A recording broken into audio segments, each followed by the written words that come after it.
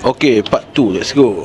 First, kita buang dulu gasket yang lama. Kemudian, kita suruh pomen pasang piston ring dan masukkan dekat rod motor.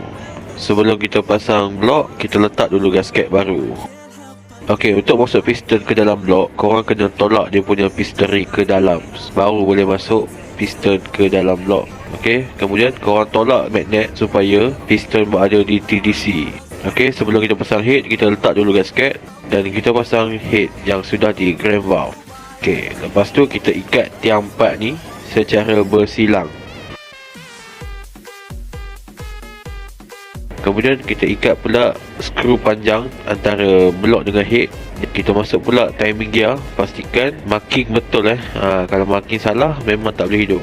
Okey, cara korang nak tengok marking senang sahaja. Okey, kalau korang perasan kedudukan key magnet dengan marking sama, sebaris. Sama juga dengan bahagian cam, dia pun kedudukan dia pun sebaris.